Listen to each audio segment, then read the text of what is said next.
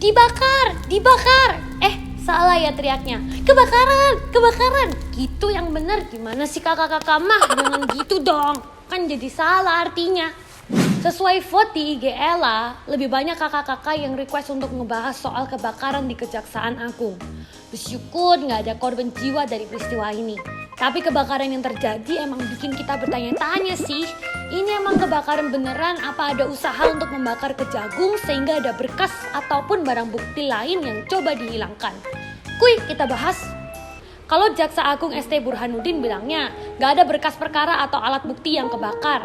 Soalnya barang-barang tersebut nggak ada di gedung yang terbakar itu. Terus kalau kata Menko Polhukam Mahfud MD, pemerintah pokoknya nggak ada niatan untuk menyembunyikan kasus apapun. Tapi kayaknya banyak kakak-kakak di Twitter yang menemukan kejanggalan-kejanggalan dari peristiwa ini. Kalau dilihat dari kronologi kejadiannya emang rada gimana gitu sih kak. Jadi kan Kapus Penkum Kejagung Hari Setiono menceritakan kebakaran mulai terjadi pukul 19.00. Diduga apinya berasal dari lantai 6. Awalnya tim keamanan berusaha memadamkan sendiri. Tapi karena api yang cukup besar, akhirnya meminta bantuan pemadam kebakaran. Kepala Dinas Penanggulangan Kebakaran dan Penyelamatan DKI Jakarta, Tatriati Gunawan menyebut ia baru mendapat informasi soal kebakaran yang terjadi pukul 19:15. Dan akhirnya setelah 11 jam api dapat dipadamkan, tepatnya pukul 6:28. Yang janggal adalah masa sih harus sampai semua gedungnya ludes terbakar baru api bisa padam? Apakah untuk gedung sepenting itu nggak ada sistem pemadam kebakaran internalnya? Atau paling nggak alarm kebakaran? Atau apalah sistem pencegahan lainnya? Memang seharusnya untuk gedung sekelas Kejagung harus punya sertifikat layak fungsi atau SLF yang menjadi syarat wajib buat bangunan gedung tinggi.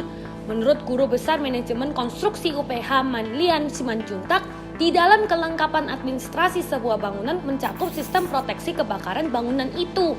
Sayangnya Kapus Penkum Kejagung Hari Setiono bilang dia belum ngecek soal SLF gedung Kejaksaan Agung. Ya elah, ya udah deh, sekarang udah kebakar semua juga sampai hitam gedungnya.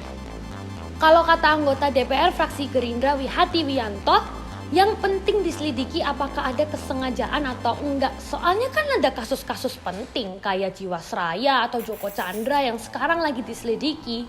Well, soal ini udah dijawab sih sama pemerintah. Mahfud MD menjamin semua berkas Kejagung aman, termasuk perkara Joko Chandra dan Jiwasraya.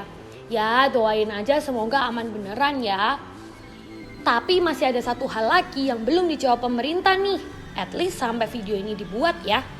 Koordinator Masyarakat Anti Korupsi Indonesia atau MAKI Boyamin Saiman menduga gedung Kejagung dibakar dengan tujuan menghilangkan jejak aktivitas Jaksa Pinangki Sirna Malasari yang terekam CCTV pada saat melakukan pertemuan dengan Anita Kolopaking. Buat kakak-kakak yang lupa, Anita Kolopaking itu adalah pengacara Joko Chandra yang sekarang menjadi tersangka juga. Ih, cayemih.